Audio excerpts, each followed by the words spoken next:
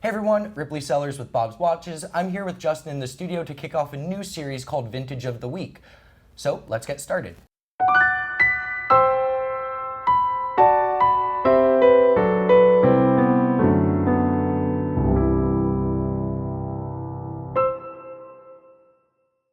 All right, well, so this is cool. I love vintage watches. This is a great series. I'm excited about it. We got some really nice stuff on deck. But before we start, let's do a wrist check. It's vintage. It's vintage. It's vintage. I went vintage. I'm hoping you went vintage. I went vintage, okay. And I went for my favorite vintage Rolex. This is my favorite Rolex. Not even vintage Rolex. It's my favorite Rolex, the 1655 Explorer 2. Oh, it's beautiful. I'm fully so happy I'm expected wearing it. it. Great watch. Yeah. It's a killer watch. Wish I owned it, but happy to be wearing it. Yeah, How about yourself? absolutely. I went vintage as well. I went with Sea Dweller. I'm a big fan of the Sea Dweller. 1665. Got that vintage feel. The acrylic crystal. I mean, just a really nice watch. That's one digit apart on the reference numbers. Yeah. And super underrated, in my opinion. A lot of attention on the sub, but the all-white dial Sea Dwellers from that first gen. What an interesting purpose-built tool watch. And I think it's also interesting, the Sea Dweller and the Explorer 2, at least in my opinion, are probably two of the most purpose-built vintage Rolex tool watches. Spelunking and saturation diving, neither of which most people engage in. So very tool watch, and again, it gets overshadowed by the Submariner a lot. So I think it deserves a little light, and I'm happy to wear it. Looks good on you. Yeah. All right. Well, let's get into it. So today we're talking about a vintage watch, right? We're talking about something special. Vintage Daytona, 6263. Yeah, I think it's hard to have a conversation about vintage Daytonas and when we say vintage Daytona, we're not talking Zenith generation. We're talking, manually wound, acrylic crystal, up until 1988. It's really hard to talk about that first generation of vintage Rolex Daytonas without talking about the 6263. Right. I mean, obviously Paul Newman dials are their own thing. You've got your kind of the gem set references, but in terms of just standard production vintage references, the 6263 is often celebrated as the one to buy. And for good reason. I mean, there is so much to love about this watch, right? I mean, this is kind of like the last of that first generation of the vintage chronographs. The 6263 and the 6265 produced alongside each other. Really, the only difference there is the 6263 had a black acrylic bezel, 6265 had a metal one.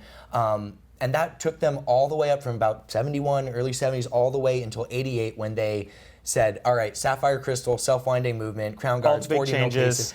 At that point, the Daytona largely looks like the watch we have today. Right. This is something entirely different, and this is a beautiful example of one as well. This one's really nice. I love it. I love the 6263 because I personally really dig that black acrylic bezel. Yeah, and they're getting harder to find. I mean, metal is metal, and yes, they get over-polished, they get their scuffs, but these, when they crack, they go. Yeah. And just over age, sun exposure, all that, the plastic gets brittle. So to find one that isn't just completely gone and just deteriorated is hard. This one's in fantastic shape. You see a little bit of, it's got one little mark over around 9, but super clean, no big gouges, no big cracks.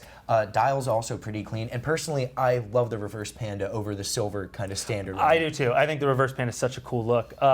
It's eye-catching. It's easy to read. It's got that black and white feel, so I feel like I can wear it with everything. It's just a great-looking dial.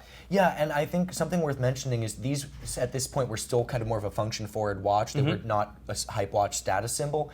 And in my opinion, and I know other people agree with me here, this solid color on the register was easier to read than kind of what the current Daytonas have, where there's that contrasting ring and there's shinier surfaces.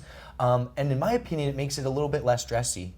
This is kind of has an inherently more casual appearance, whereas the newer ones, it's a bit. You got polished center links, it's a bit shinier, more. And I think over time, Rolex has kind of done that with the Daytona line. It's become a little more dressy, become a little fancier as time goes on. And I mean, it's part of just, I think, the way watches work. Back in the 70s, watches were much more of a purposeful, tool-built watch, where now they probably err on the side of jewelry and dress. Even the tool watches are, they're not really tooly, which it makes sense. I mean, Rolex, you see some really fancy Daytonas. But to your point, I love that it is that fact. It's a little more casual feeling, a little more tooly, and it's just it's a nice look. Yeah, this one, and it's also, you get a lot more functionality in terms of just wearability. The later ones where it's the Rolex Oyster Daytona, where there's push your screw down as well as the crown and case back. It's an expensive watch with it's a rare watch. You don't really want to wash your hands and get moisture in it. The fact that, and these are surface pushers as well on this one, you can tell just based on the shape of this kind of flange right here and the crown here. So they're a more modern component. This isn't something that's been necessarily trucking one since '71 originally. So it probably is passing, a pressure test, or at least you got that seal there. Sure. So you get that added layer of protection, because a moisture damaged Daytona is a sad one. And this one's got a really cool dial too. It does. No Daytona text. Oh, that's very nice. I think that's worth mentioning here. I mean, the Daytona name was added in about '65, so shortly after the collection was introduced, but rarely, it didn't make it on all the way up until the final evolution of that first gen. So here we are in the early 70s. So it was called the Daytona well before this watch came out, yet it doesn't sport the name. Exactly. You'll see it in marketing materials by this point in the '70s, and yet nowhere on this dial. And in my opinion, I kind of like that more for a watch like this, because it's a Daytona, but it's not a it is a Daytona, but it's not. It doesn't say Daytona. Yeah, it's not labeled, and it's also clean. It's that kind of uninterrupted dial. It's just less on there. It's just simple, and to me, it's a little nostalgic, and I like the look, and I think it's kind of a cool feature. Yeah, and I mean, it's a vintage Rolex Daytona. It's kind of blue chip as far as like what you're picking up. Right. The demand for the steel vintage Rolex watches in general, especially the Daytona, is huge. So if you're trying to pick it up, and whether you end up liquidating it later, buying it for investment purposes, it's not a bad one, because every time I see an auction price for a vintage Daytona, I'm shocked at how much it is. It's always more. And that seems to be a reoccurring thing year after year. Yeah. I like this one. It's a little bigger looking than some of the previous models, right? I mean, it has the screw down pushers. The case shape is a little bit different. It has the black bezel, which kind of, even though it's not larger than the 6265 with the steel bezel, it appears a little bit bigger because of the black. So to me, that's kind of an advantage, especially with the older watches being a little on the smaller side. I tend to like a little larger size. That this one it kind of feels a little beefier, and I don't think it really is all that much bigger. It just looks and feels that way. It's solely the bezel. The case is pretty much identical between it and the 6265 sibling with the metal bezel. But I think that, like you said, the main reason people like this one, it's a bit chunkier. You got those larger screw down pushers, and then just the geometry of the bezel. It doesn't slope up like it does on like the Explorer 2 bezel. And so it almost expands the dial, creating something that's a little bit larger than its case as it extends up. But I mean, it's important. It's in terms of the Daytona's history. It's a beautiful looking watch, and I feel like as a jumping off point, or whether this was your one Daytona, you'd be really happy with it. Yes. You could also see this part of a whole litany of gold, Paul Newman dials, all this other stuff. There's a lot of choices in Daytonas, right? We've talked about, how many different options there are in the, the vintage Daytona, vintage chronograph from Rolex.